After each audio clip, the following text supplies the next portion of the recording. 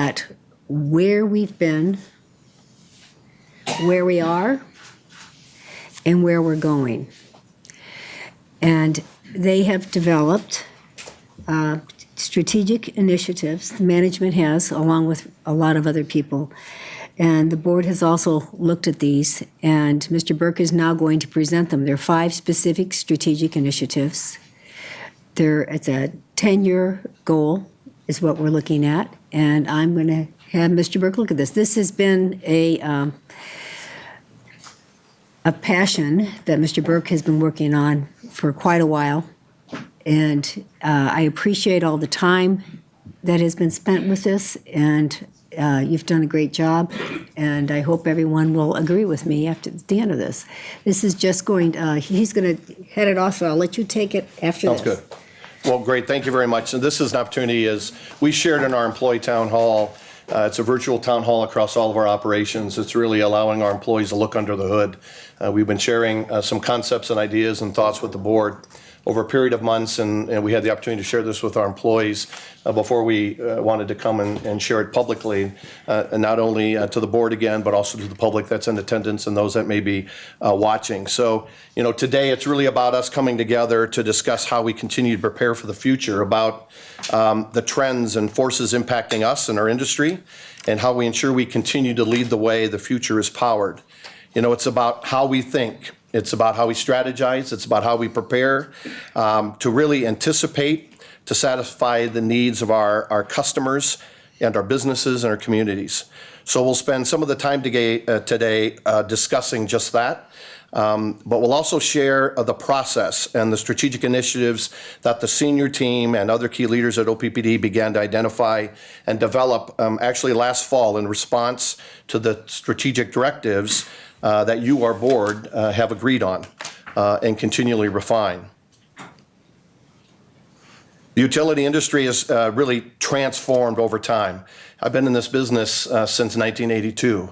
It's significantly changed from what it was. We're going to talk a little bit about that. We're shaped by the dynamic trends that continue to impact all utilities, including OPPD, and our board provides clear directions through the 15 strategic policies, strategic directives that lead to us developing strategic initiatives to address those. So our work is to look ahead, and that never ends. I think you need to know that. And today we want to spend some time talking about how we plan to move ahead in the coming years to really become the utility of the future and be a provider of choice by discussing the work outlined in our guiding principles. To be clear, it's all the work is about strengthening the core business and our core focus on our customer owners. And the work we do today really does matter and helps build for that future. So how are we going to move forward? It's about making progress towards our 10-year guiding principles, and I'm going to talk a little bit about those because I think it's important for you to understand that framework and understand the context that we look at today and how we're looking towards the future. And those are being a trusted energy partner, focusing in on operational excellence, focusing in on technology solutions, powered through people. Our people is where the light starts. And so we have to make sure that we understand how our people are engaged in this future strategy. And then certainly about financial stewardship. So as we internalize our strategic directives that the board has so eloquently shared and directed us, we understand our vision today.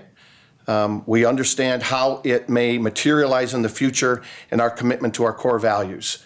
And our vision is leading the way, we power the future. So we have identified 5 strategic initiatives that we will share with the board and the public today.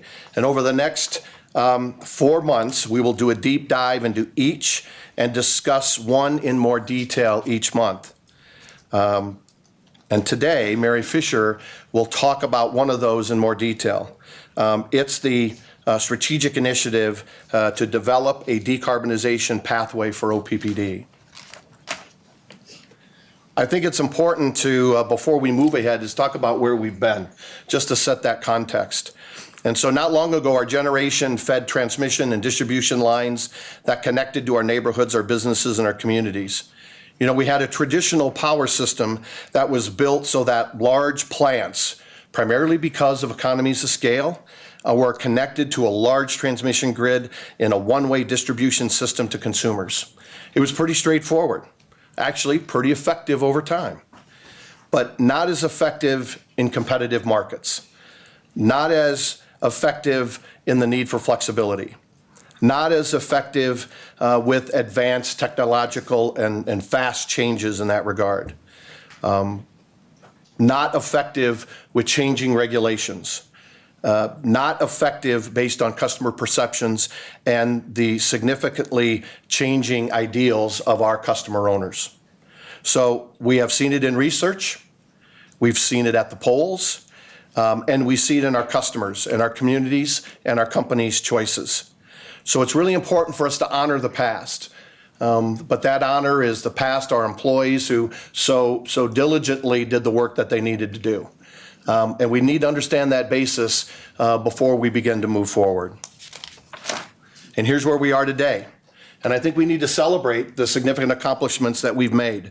But the world continues to change.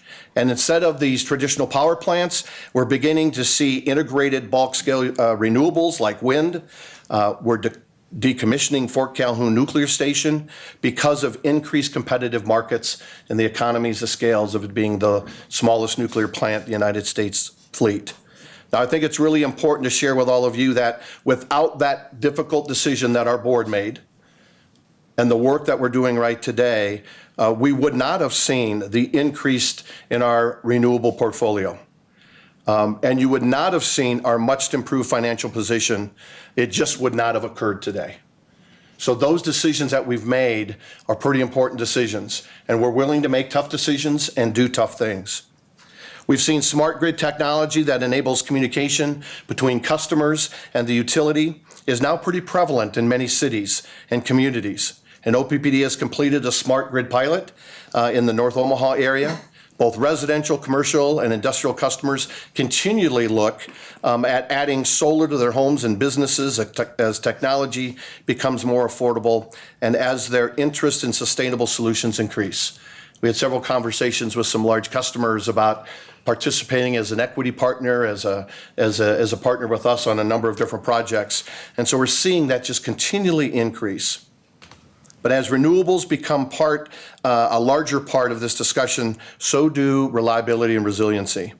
And customers expect their power to be on, no matter how technology changes.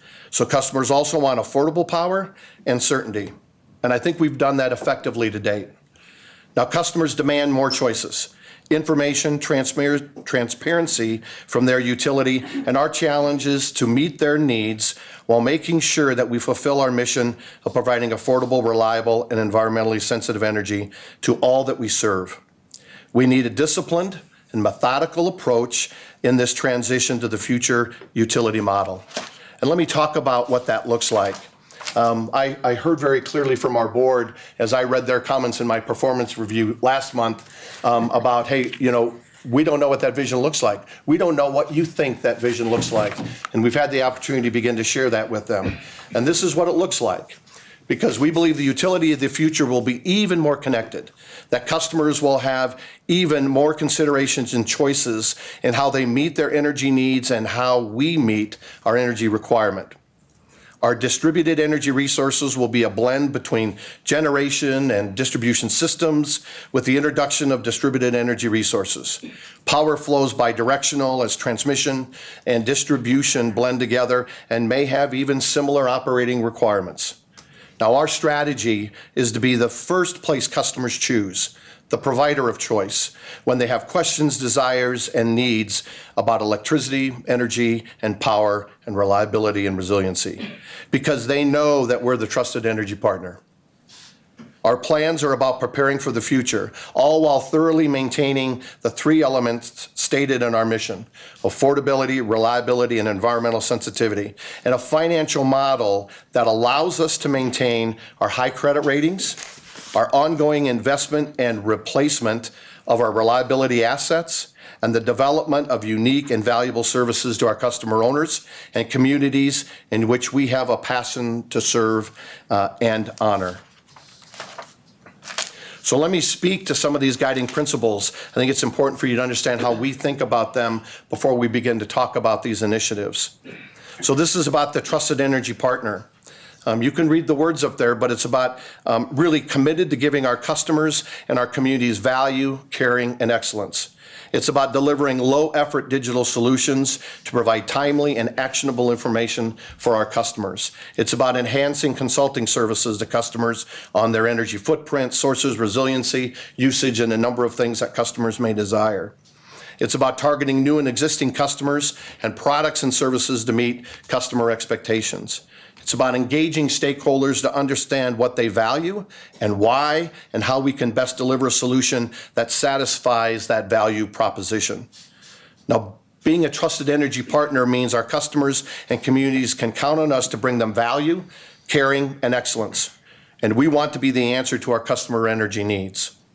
We're keeping our eye on some of the trends we know that will impact this initiative and this work, like customers having more interest and control in their utility decisions. So over the next 18 to 24 months, we'll continue to move in the direction of more deeply understanding our customers' needs and desires.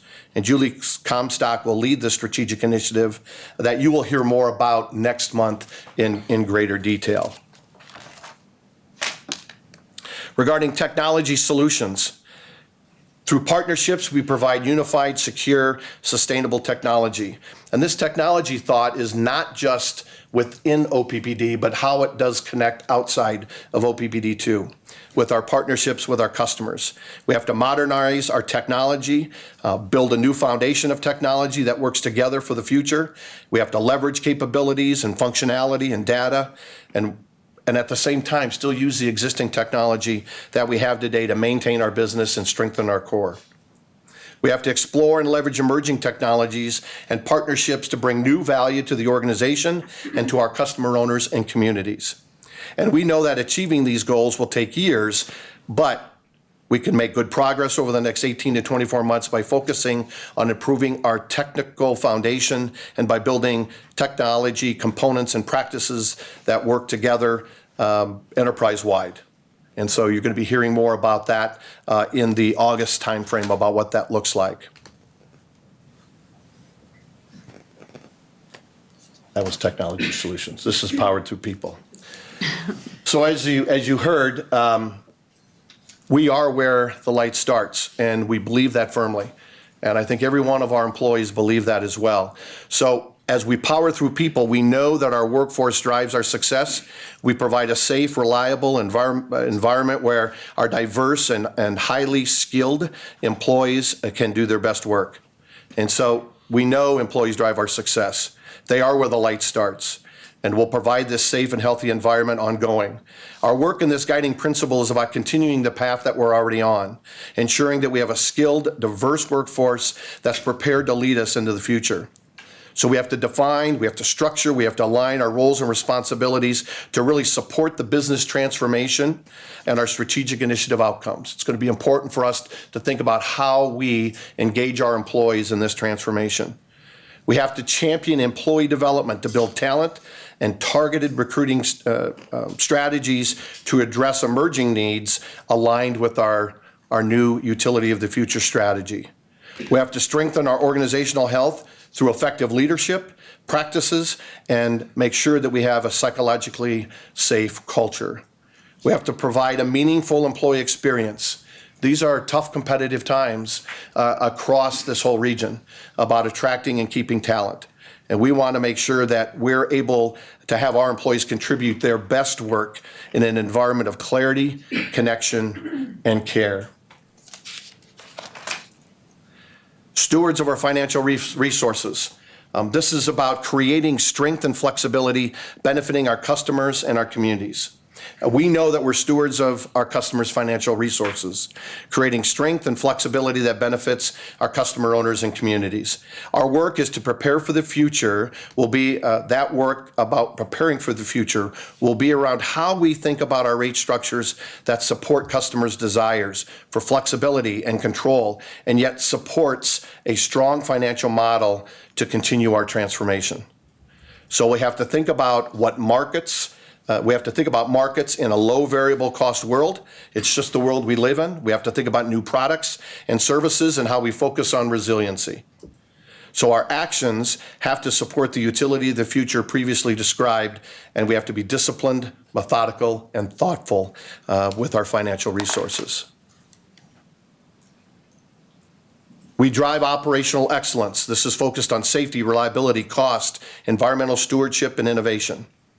So the changing generation landscape, carbon emissions, climate change, emerging sources of competition are really trends in the space that we're paying attention to. Smart technology, electrification, and a commitment to reliability and resiliency must also be intentional and understood by not only our board, but the public. What remains constant is the fact that we have a commitment to provide affordable, reliable power to our customers. And today, the power we generate at our plants is really at the core of that ability to deliver. We've done that incredibly well, but we know that has to change in the future. So these systems have served us well, but aging infrastructure, new demands mean that we have to reassess the way we think about our business. So over the next 18 to 24 months, Troy Vai will lead work to evaluate our needs, our options, our impacts, to automate and enhance our distribution and transmission infrastructure, processes, and practices. Mary Fisher will focus over the next 18 to 24 months to develop a pathway to decarbonization of our generation and enterprise-wide operations. So Mary will provide a deeper dive today into what that strategic initiative will look like as we move forward to develop the full scope and scale of that initiative. And here's a summary of those 5 initiatives that we shared with the board a couple months ago and wanted to make sure we had the opportunity to talk to our employees before we shared them with the board. It's around pathways to decarbonization. It's around customer engagement and research and understanding those customer values. It's about understanding this electric system of the future, what it looks like today, what it needs to look like in the future, and what's the process and pathway to modernize it. What are some of the technological platforms, not just for internal processes and systems, but how do those engage externally with our customers in the future? And then this whole workplace transformation. We're very intentional about this. We know there's going to be changes in skills that we don't have today that we're going to need, and how do we kind of work with our employees to develop those skills and new talents and capabilities that we're going to need in the future. So today, you're going to hear Mary talk about the pathways to decarbonization. July, Julie will talk about the customer initiative. In August, Troy Vai will talk about our system evaluation and modernization.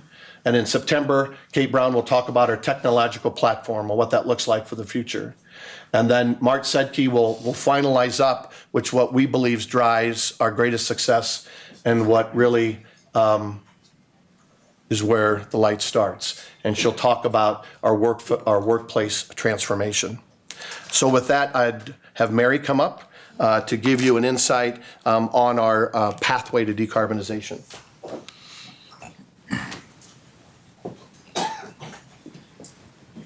Thank you, Tim. Today, we'd like to talk a little bit about the study that we are embarking on. This study is really set out to investigate different pathways to decarbonization of our generation fleet.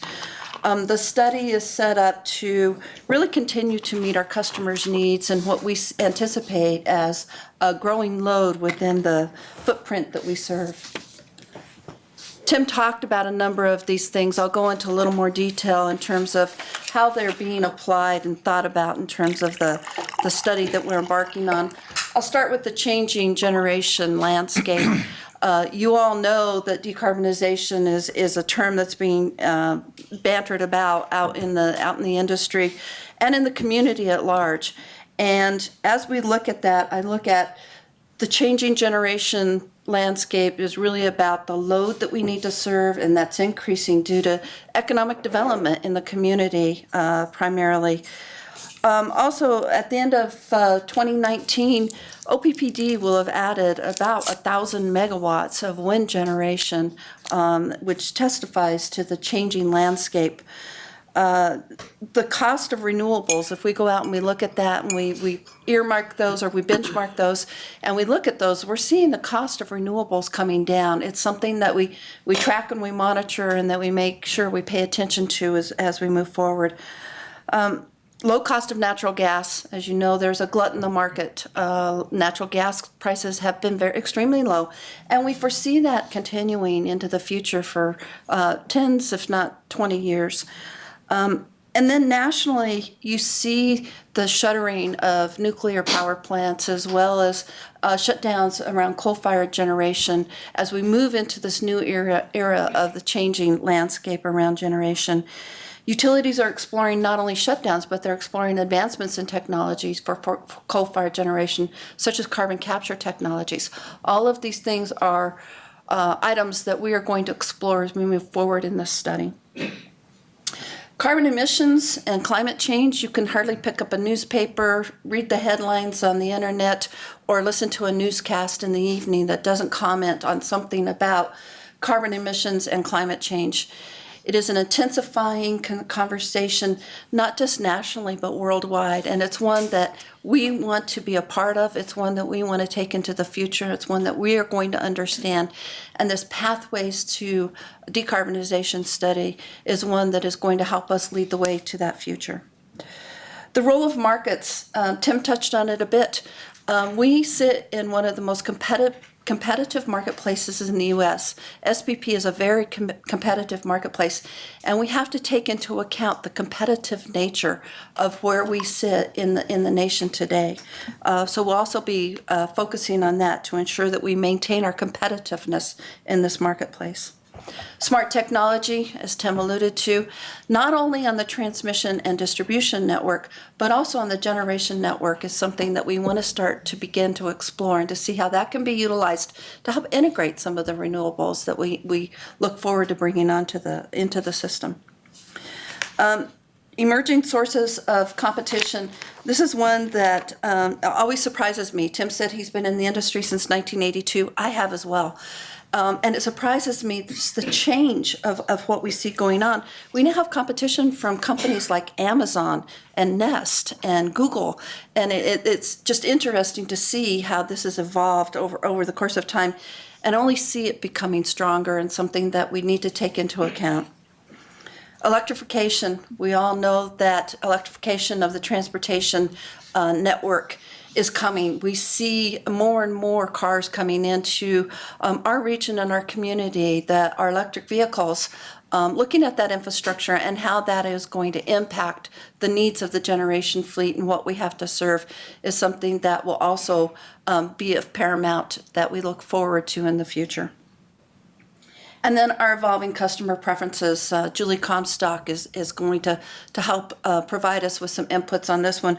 But in particular, what we need to really keep in mind from the generation side is our consumers have now become prosumers. They're also producing generation as well as consuming generation from us. And so being able to acknowledge that and think about that as we do this study is important. So what we know. I'll talk a little bit about what we know and what we don't know as we go forward with this study. What we know is renewable technology is improving. It's getting better. Over the past decade, from 2009, we started with approximately 10% of our retail sales coming from wind generation. And by the end of the year, as I indicated, we'll be over 1,000 megawatts when the Shoals Wind Energy Facility is energized. We expect at that time that the utility will have over 40% of its retail sales coming from renewable generation. And we are looking to meet the Strategic Directive 7 stretch goal that the Board of Directors has given us to go to 50%. And so that's also part of what we'll take into account as we move forward with this study. Solar technology. This is one that it is becoming cheaper. It's one we've been tracking and monitoring for a long time. But we also see it becoming a better resource. And what I mean by that is recently we've been made aware of a field test that was done on a 300 megawatt solar unit. It was put together as a demonstration between NREL, First Solar, and the California ISO. And they went out specifically to look at advanced inverter technology and new control systems and what that could mean to a solar field.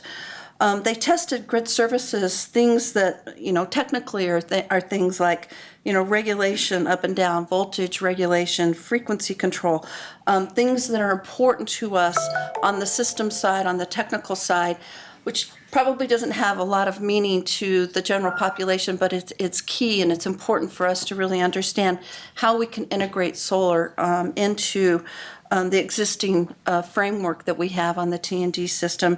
And so as a result of that study, each one of the test categories that this demonstration set out to look at proved that solar performance was comparable or better than conventional resources. So it's something that we're very interested in, something that we are investigating a lot more than we have up to this point in time. And then batteries. Batteries is one that it hasn't come down as sharply as wind and solar, and so we continue to track and monitor that. And we're looking into the future to make sure that we understand when that resource will be on par with what we're seeing with wind and solar today. So the board of directors has given us 15 strategic directives. Many of them are key to the development of this study. Most directly associated are SD2, the rates, that goes to affordability. We need to maintain affordability for our customers. SD4, reliability. We've talked a lot about reliability and we've talked about resiliency. And in many conversations, these two things are used interchangeably. They really mean different things, and it's important for us as a utility to make sure that we understand that and we take that into account. Reliability is you walking into your home at night, flipping on your light switch, and you have light. That's reliability. You want it 24/7, instantaneously as you call for it. That's the reliability of the system. The resiliency of the system is the ability of the system to take a shock. Things like we never have in Nebraska, like floods or tornadoes or, those sorts of items. We don't see any of those. So obviously the resiliency of the system is great here, but I will tell you the resiliency of the system is great because we do see those things. And it is something that we have to be really careful and make sure that we maintain as we move forward with this study. So as we consider the transformation, it is critically important that we keep four things in balance: the reliability, the resiliency, the affordability, and our environmental profile. And so those are really the things that we're going to try to balance in this study. So what don't we know? What can't I tell you today? And that is the timeline for change. I know that there could be change very quickly. I also know that there could be change that will come about in long term. We need this study to help us to define those items that can be brought forward quickly and those that we need to bring in at a slower pace. What the mix of generation is, I can't tell you that today. That's part of the study. That'll be part of the outcome. And when the changes to our existing fleet will be determined. The study is estimated to take somewhere between 18 to 24 months. But as I said earlier, the conversation on environmental climate change and emissions is intensifying, and we understand the urgency. It's not that we haven't heard you. We have heard you. It's just critically important that we maintain these four constructs so that we make sure that we maintain the reliability, the affordability, along with the environmental impact that you have been asking us for. So why are we doing this study, and why now? It's really about meeting our customer expectations. Our customers have told us that they are willing to pay more for renewable generation. We've seen that, whether it be through community solar or in 2014 we rebalanced our portfolio. Our customers have said that they're willing to pay slightly more for renewable generation. Also, we need to establish how much decarbonization may be accomplished over a period of time. And so the study is going to look at that. We'll look at different ways and different levels of decarbonization and what that means and how we balance that with the affordability for our customer owners. It's essential that we balance these elements, and the study will help us to determine the different pathways in which we can achieve this decarbonization. and also the potential changes of our fleet and the timelines associated with that. So we're very excited to start this study and to head down this pathway. What does that mean for the future? We are going to investigate options that will establish a pathway to decarbonization and the implications to our customer owners. We understand the environmental imperative. Again, we have heard you, and we know that that is something that you're very focused on. However, the study has to have this balance that I've talked about. And in the meantime, we at OPPD and all of the employees are committed to maintaining the reliable, affordable, and environmentally sensitive power that we've provided in the past. And with that, I'd like to turn it back over to Tim Burke to wrap up our presentation. Thanks, Mary. Appreciate it. Just a few comments and then